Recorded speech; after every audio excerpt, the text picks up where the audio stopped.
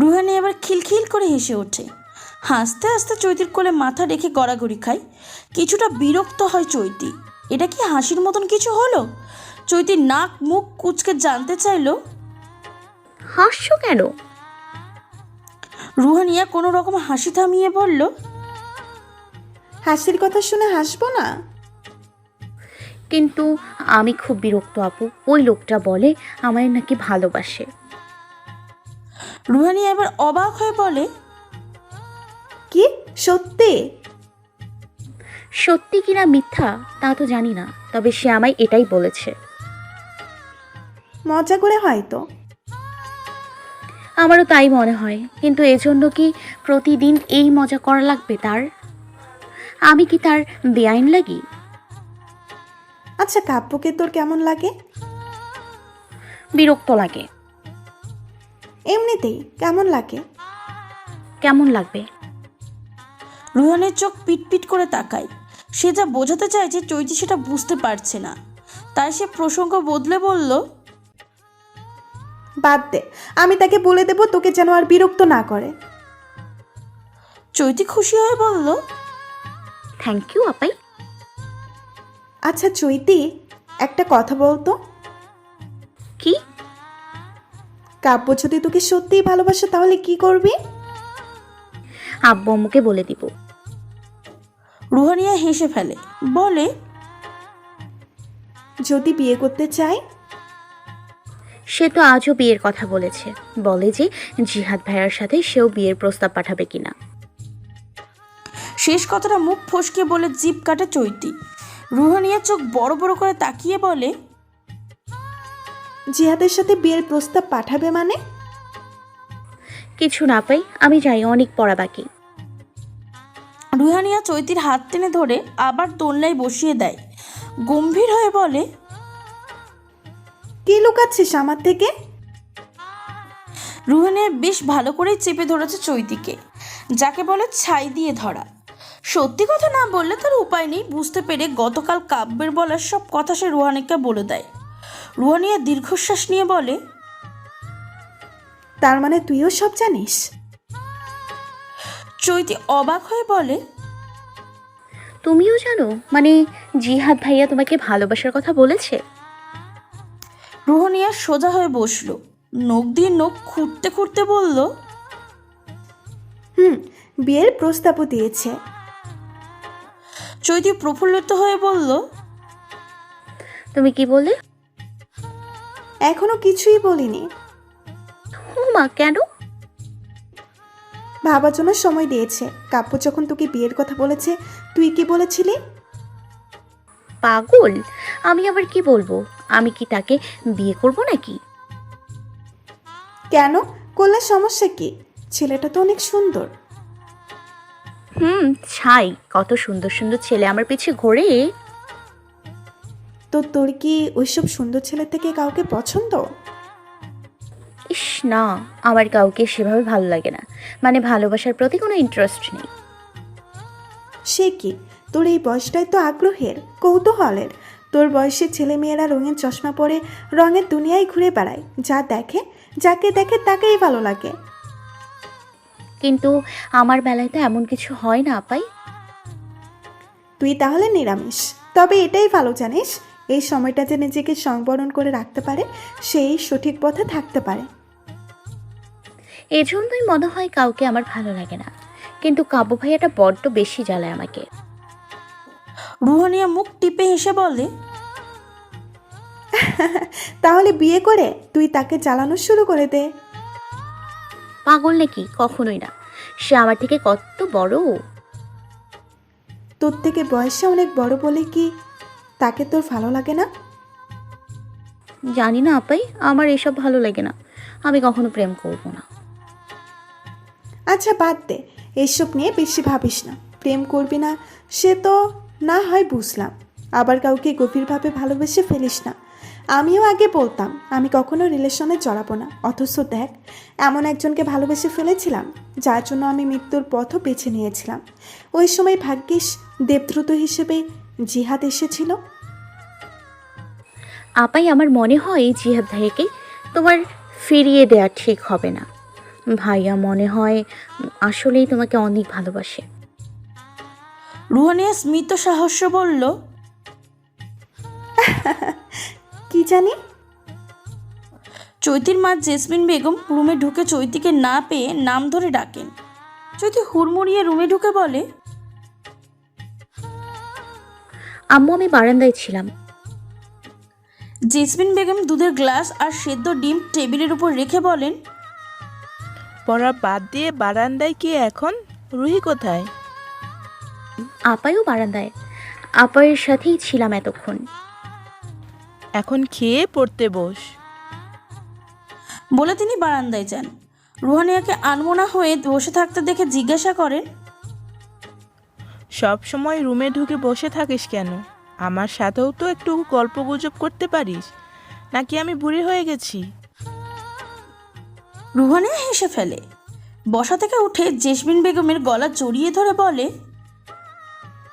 কি যে বলো না কাকি, তোমার এখনো যা সৌন্দর্য রয়েছে আমি তো আর ধারে কাছেও নেই। তিনি রুহানিয়ার গাল টিপে বলেন, হয়েছে, এখন চল নাস্তা করবি। রুহানিয়া জেসমিন বেগমের সাথে ড্রয়িং রুমে যায়। খেতে খেতে দুজনে অনেক গল্পই করে। রুহানিয়া এক মনে ভাবছে তাকে সব কিছু শেয়ার করবে কিনা, আবার বলতে গিয়েও সংকোচের কারণে বলতে পারছে না। জেসমিন বেগম বোধহয় রুহানিয়ার ভাবসাব কিছুটা বুঝতে পারলেন। জিজ্ঞাসা করলেন, এমন ইতিউতি করছিস কেন? কিছু বলবি? হ্যাঁ, না কিছু না। ভয় পাচ্ছিস কেন? কিছু বলতে চাইলে আমার নির্ভয়ে বলে ফেল, দেখি কোনোভাবে তোকে সাহায্য করা যায় কি না। রুহানিয়া কিয়ৎক্ষণ জেসমিন বেগমের মুখ পানে তাকিয়ে থেকে পাশে গিয়ে বসল। হাত চেপে ধরে বলল, বকবে না কিন্তু। তিনি হেসে বললেন, পাগলি মেয়ে, বকবো কেন? তুই ভয় না পেয়ে বল।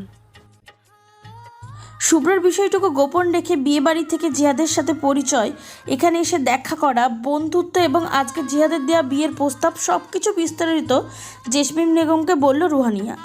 সব মনোযোগ দিয়ে শোনার পর জেসমিন বেগম জিজ্ঞাসা করলেন, তুই কি জিহাদকে ভালোবাসিস? রুহানিয়া নত মুখে বলল, আমি ঠিক জানি না কাকি, তবে মানুষটার প্রতি ভীষণ ভরসা, বিশ্বাস রয়েছে। তার ব্যবহার, আচার আচরণ আমাকে মুগ্ধ করে সর্বদা। দেখ রুহি, বিয়ের ব্যাপারে ছেলে আর মেয়ের সিদ্ধান্তই সবচেয়ে বেশি গুরুত্বপূর্ণ। তারপর আসে পরিবারের কথা। জিহাদ তো ওর দিক থেকে ক্লিয়ার, এখন তোকেও তো তোর দিক থেকে ক্লিয়ার করতে হবে। ভালোবাসা না থাকলেও বিশ্বাসের উপর ভিত্তি করে সম্পর্ক শুরু করা যায়। পরবর্তীতে ভালোবাসাটাও তখন আপনা আপনি তৈরি হয়ে যায়। কেননা যে কোনো সম্পর্কের ভিতই তো বিশ্বাস। সেখানে তুই নিজে বললি জিহাদকে তুই অনেক বিশ্বাস করিস, ভরসা করিস, আর একজন মা হিসেবে তোর চোখের ভাষাও আমি পড়তে পারি। তুই নিজেও জিহাদকে ভালোবাসিস, এটা কি তুই জানিস? রুহানিয়া অবাক হয়ে তাকায়। জেসমিন বেগম মৃদু হেসে বললেন, হ্যাঁ, কয়েকদিন গেলে অবশ্যই তুই নিজেও এটা উপলব্ধি করতে পারবি। তুই যদি আগে শিওর হয়ে নিতে চাস, তাহলে জেহাদের মতো আমিও বলবো কিছুটা সময় নে, ভেবে দেখ তোর মন কি বলে, তারপর না হয় একটা সিদ্ধান্তে আসা যাবে। রুহানিয়া জেসমিন বেগমের কাঁধে মাথা রেখে বলল, থ্যাংক ইউ কাকি, তোমার সাথে বিষয়টা শেয়ার করার পর এখন নিজেকে কিছুটা হালকা লাগছে। আর আমারও মনে হয় কিছুটা সময় নেওয়াই ভালো হবে। তারপর উত্তর কি আসে সেটাও প্রথম তোমাকেই বলবো। তিনি রুহানিয়ার চিবুক ছুঁয়ে হেসে বললেন, পাগলি একটা।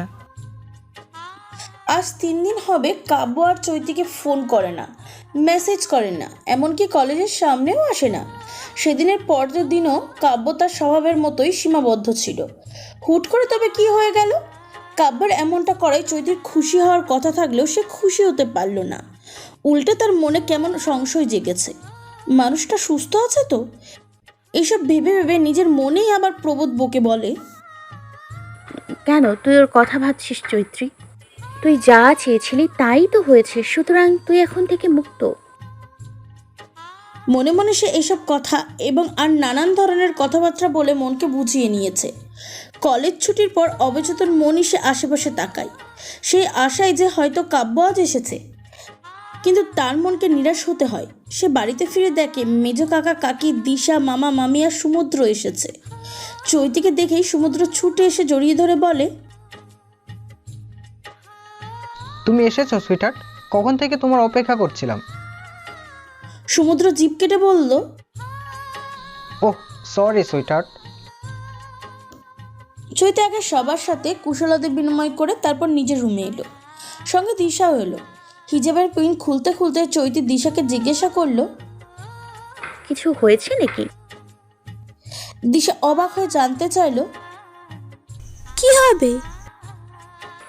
জানি না বলেই তো জানতে চাচ্ছি। হুট করে সবাই মিলে আসলি যে, সব কিছু ঠিকঠাক আছে তো?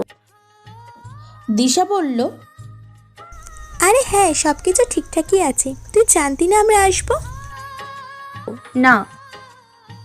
বলিস কি, কাকি ফোন করেছিল রাতে, আমাদের জরুরি তলব করে ডেকে পাঠিয়েছে। কিন্তু জরুরি তরফটা কি? তুই কি এটাও জানিস না? চৈতি অসহায়ের মতন তাকিয়ে বলল, মনে তো হচ্ছে আমি কিছুই জানি না রে। শুভ্র ভাইয়ার বন্ধু জিহাদ ভাইয়ার কথা মনে আছে তোর? আছে। সে নাকি আপুকে পছন্দ করে, বিয়ে করতে চায়, তাই কাকি আমাদেরকে ডেকে পাঠিয়েছে। এখান থেকে গ্রাম তো বেশি দূরে হয়ে যায়, তাই আসা যাওয়ার সুবিধার্থে আমরা এখানে এসেছি। চৈতি এইসব কথা শুনে বেশ অবাকই হলো। এই রুম থেকে রুহানিয়ার মনের ভাব সম্পূর্ণ বুঝতে পারেনি চৈতি। এমনকি রুহানিয়াও নিজে থেকেও তাকে কিছু বলেনি। রুহানিয়াও যে জিহাদকে পছন্দ করে এবং বিয়েতে রাজি, একথা তাকে একবার বললে কি এমন হয়ে যেত। মনে মনে দুঃখ পাওয়ার পাশাপাশি চৈতির একটু অভিমানও হলো রুহানিয়ার উপর। সে দীর্ঘশ্বাস নিয়ে বলল, সবাই তাহলে বিয়েতে রাজি? আরে না, আজ জিহাদ ভাইয়া তার আব্বু আম্মুকে নিয়েই বাসায় আসবে। আগে দুই পরিবার ছেলে মেয়ে দুজনকে দেখবে, খোঁজ খবর নেবে, তারপর না বিয়ের ব্যাপার আগাবে। জিহাদ ভাইয়ার আব্বু আম্মু না গ্রামে থাকে? এই যে আমাদের মতোই রাতে বলে রেখেছিল সকালে চলে আসার জন্য। চৈতি হতাশ হয়ে বলল, ভালোই। তারপর জামা কাপড় নিয়ে ওয়াশরুমে চলে গেল কাপড় পাল্টানোর জন্য। সে ফ্রেশ হয়ে আর রুমের বাইরে গেল না। অভিমানী মনটা প্রাণোচ্ছল কারোর সঙ্গ চাচ্ছিল। দিশা এতক্ষণ থাকলেও এখন সে ড্রয়িং রুমে সবার সাথে ব্যস্ত, হাতে হাতে কাজ করে দিচ্ছে। সমুদ্র চলে এসেছে রুমে, হাতে আপেল আর কমলা। সে চৈতির দিকে তাকিয়ে বলল, তোমার কি মন খারাপ সুইটহার্ট? চৈতি মৃদু হেসে বলল, না। আচ্ছা এগুলো খাও। আমি তো এখন কিছু খাবো না। আমি এনেছি, তুমি খাবে না? সমুদ্র এমনভাবে কথাটি বলল যে চৈতি আর ফিরিয়ে দিতে পারল না। সে আপেল নিয়ে খেতে শুরু করে। সন্ধে প্রায় হয়ে এসেছে।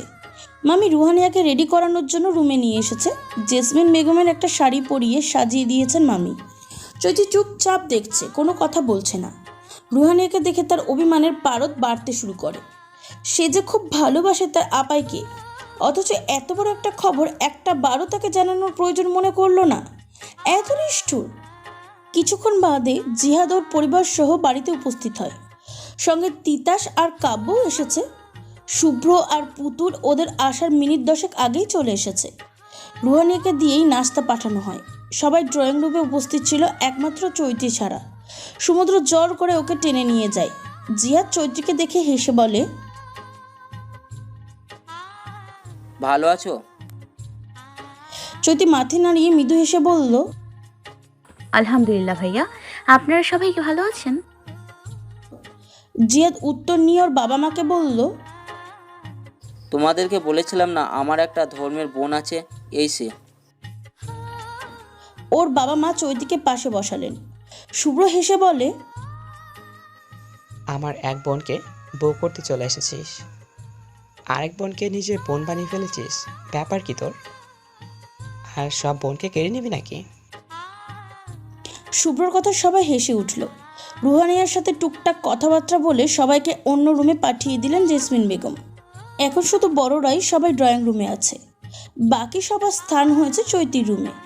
চৈতি আর দৃষ্টিতে খেয়াল করছে কাব্য কেমন যেন চুপচাপ হয়ে আছে, কোনো কথা বলছে না, এমনকি চৈতির দিকে একবার তাকাচ্ছেও না।